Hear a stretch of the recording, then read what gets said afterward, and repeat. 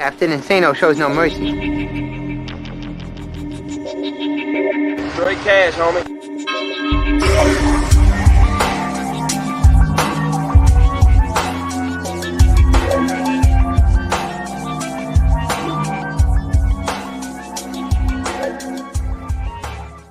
Hold on to your butts. What's up, everybody? Welcome back to the Basic Monsters Game Day podcast on Sports Zone Chicago. I'm Ivan Vargas. That's Luke Nettles. This game is, I feel like the Raiders are in good shape. I just feel like the Dolphins are missing opportunities. Yeah, I feel like they're flat. Like they just don't really have a lot of pop in anything they're doing, whether it be the passing game, running game, whatever. Mm-hmm. Really, to tell you the truth, it's kind of a boring game. I mean, you got Las Vegas with 185 total yards, you got Miami with 121, but the passing is massive. Las Vegas, you're looking at 111. Well, it's at 129 right now, the one that I'm looking at. But you're right. There is a huge difference. Yeah, it's ugly. Yeah, Tua Tagovailoa is 10 for 13, 45 yards. That's it. 45 yards. Like there's no if anybody anticipated a touchdown after that, sorry. Right. But it's 10 for 13, 45 yards. All he is efficient. There's nothing else. Yeah, there's nothing else you could say. But the Raiders, 11 for 20, 129. It's like I said, one touchdown is the difference. A touchdown and a field goal is the difference. I don't believe that the Dolphins are going to continue to just wallow in mediocrity. I feel like they're going to go ahead and open up the second half. The thing is that you have to get Tua throwing downfield. Yeah. 45 yards on 10 passes. What the hell is that? Yeah, you need to do something. If you have to, put Fitzmagic back in there. Put anybody back there. Yeah, you got to do something. They're lucky. They're lucky that he's thrown for that small amount of yards, and they're still this close in the game. The thing is, the thing that I feel is the Dolphins. The Dolphins are just right now. They're just kind of treading water. Mm-hmm. At this point, they're treading water. The 2 field goals probably should have been 2 touchdown drives, in my opinion. I felt like those 2 field goals should have been 2 touchdown drives. So in order for me, in order for us to really truly believe in you in the second half, 3 needs to be 6. There's no ifs, ands, or buts. 3 needs to be 6. I don't want to if you're the Dolphins, if I'm on the Dolphins, if I'm a coach player, regardless of what's going on right now, you need to turn 3 into 6. You cannot continue to just live off of field goals, especially right now being down 13-6. I understand you're within a touchdown away, a touchdown and an EP away, but let's think. How many times, at this point in the game, are you going to get lucky enough to where you're going to go ahead and recover from another field goal? I don't think so. I don't. I feel like another field goal for the Dolphins means a touchdown going back for the Raiders. That's just the way the Raiders are playing right now. Yeah. I like how they're using Josh Jacobs. Mm-hmm. I don't feel like they're using him enough. Of course, you know what I'm saying. When it comes down to running back play, they never use him enough for me. Right. You know what I mean? They never use him enough for me. So, but you got a guy like Josh Jacobs. He only has 5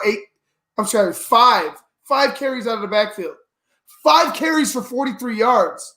Yeah. No, I think what that boils down to is he was nursing an ankle injury a while ago, and then it was either last game or the game before he went out. Everybody thought it was that same ankle injury. Again, it wasn't. It was a knee injury. So I'm starting to lean towards Josh Jacobs is definitely not 100%. Mm-hmm. He's going out there, and I think they know it. So they're just kind of plug and place him. But at this point, what are you really even playing for? The Raiders had the opportunities to get to the playoffs, and they might still have a mathematical way of being able to get in. But they just dropped these games to these terrible teams, some terrible teams that they know they should have beat, and they just dropped it. So it's it is what it is. Jacobs can finish out the season, go rest, get him healthy, whatever. But and then, like I said, we all know what the Raiders are going to do. They're gonna have a good draft. They've got two guys. You got Mayock, you got Gruden. They're going to get some good players in there. Do you feel? They'll be better. Do you feel like they go ahead and draft a quarterback? If there's a guy. How about this? How about this? Really like? But how about this? In true Raiders fashion. Mm-hmm. Do they keep the same two guys and then go draft a guy? No, I don't think that'll happen. You know what I'm talking about, though. Right. Yeah. You know what I'm talking about? Like the arrogance of the front office to go ahead and say like, we can win with any three of these quarterbacks. Let's see which one pans out.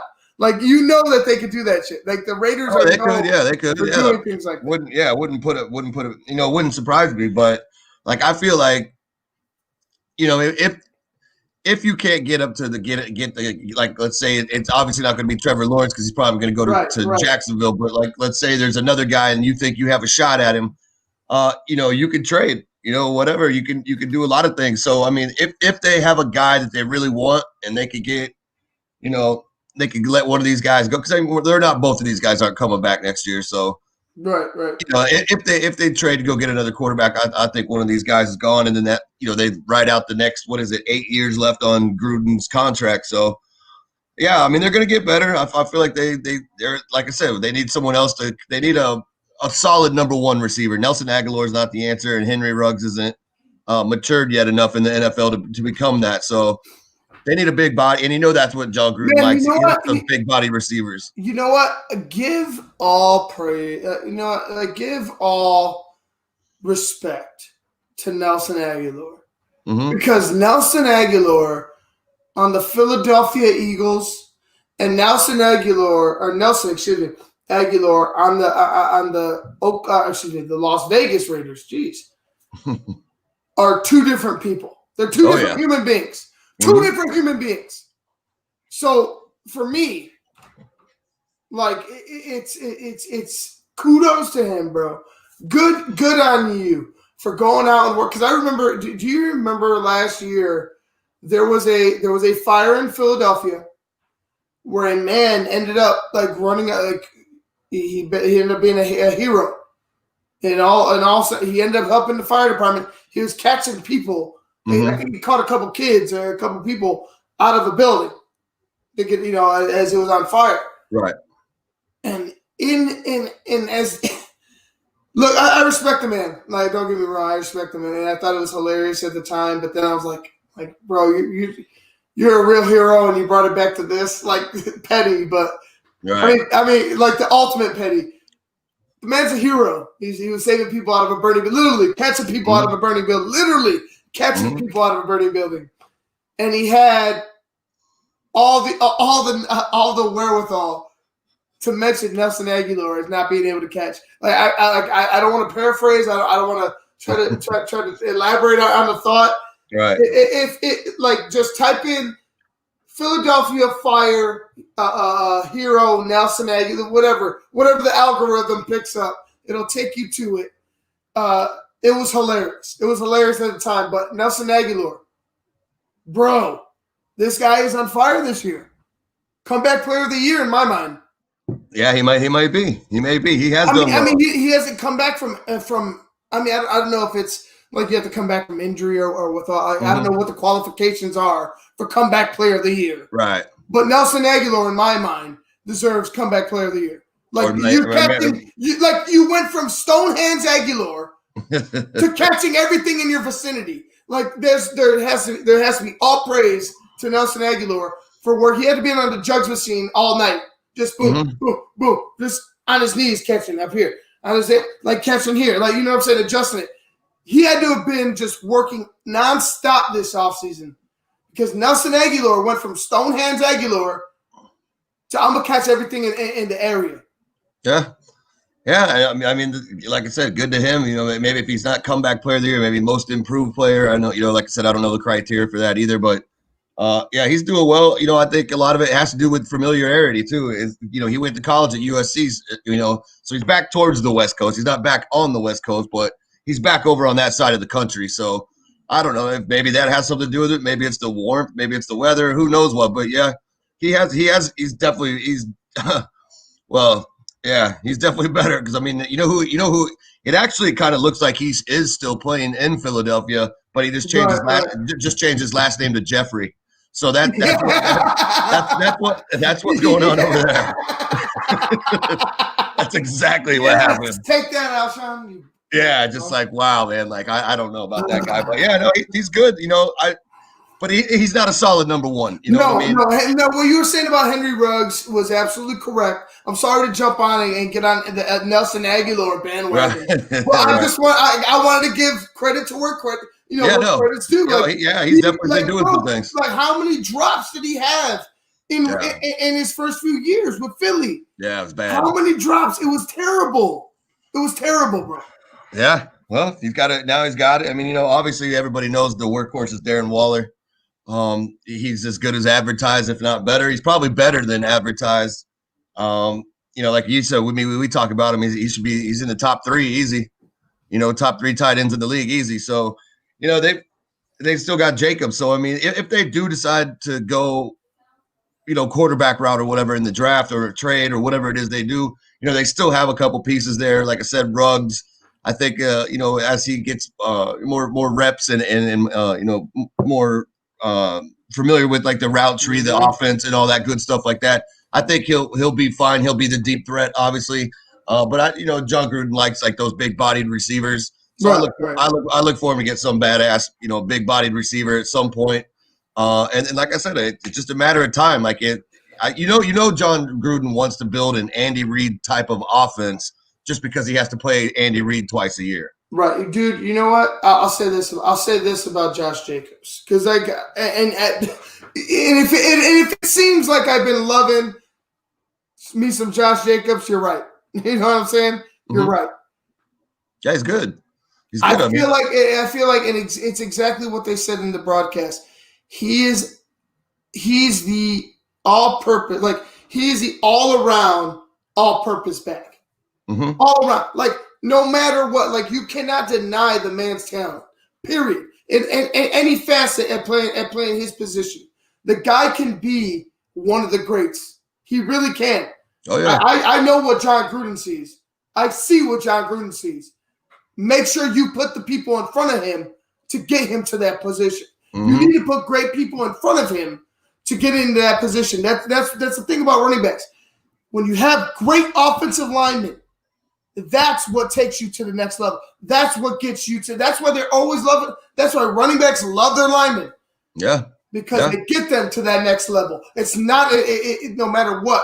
A great run starts with the offensive line. That's period. Point blank. I don't give a shit. That's period. Yeah. So also, Josh Jacobs, trust me, Josh Jacobs is a real one. But he is. To go to what you to marry what you said. A big body receiver would be nice, but you could get another receiver in the second round. Mm-hmm. You need to draft offensive line, my friend. You need to draft guard. You need to draft center. You need to get some nasty within that middle of that offensive line, because if Josh Jacobs is free, the rest of your offense is free, and you could be feasting in Las Vegas. Yeah, and if they do, like I said, if they do get that new quarterback, it's just just that much pressure taken off of him, because he's not going to have to throw it all the time. He can turn around, hand it off, and let the guy eat up the clock, and it limits the new guy's mistakes, and or even any quarterback's mistakes. Really, I mean, when you go from having to throw the ball 45 plus times to only having to throw the ball 25 times, and you're still putting up 28 points, it's a major relief, and it works for everybody. But you're right, the line is the catalyst of the offense. If it's shot, everything's shot. Like there's nothing else is going to work. So that's basically where you got to start. I mean, that's just football 101. I mean, they're the first ones to touch the ball. So it's got to go through them. You got to maybe they'll do some juggling. Maybe they'll do kind of what Chicago's been doing. Just by kind of mixing and matching. I mean, obviously they're not doing it throughout the season, but who knows? I mean, if they feel like that's what they have is what's going to work, then maybe they just try to rearrange it a little bit, But if they feel like it's not, then you got to start looking at free agency and getting some dominators in there, just some guys that just go in there and just fight. Yeah, that's true. All right, guys, we're gonna go ahead and let you go until the post game. Man, it's the second half has already started. It's a good game. I feel like it's a good game, no matter the score. Like it's only 13-6, but it really could be 14-13, or it could be it could be 14-3. You know, if you really think of it, it could really go either way so far. I think we're in for a good second half. We'll see. Yeah. All right, guys. Until the post game, I'm Ivan Vargas. That's Luke Nettles. This has been the Basement Monsters Game Day podcast on Sports Zone Chicago.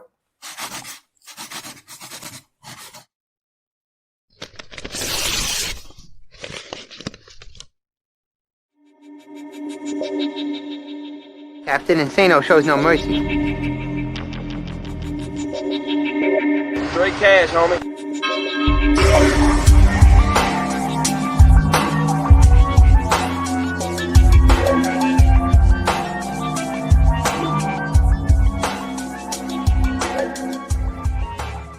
Hold on to your butts.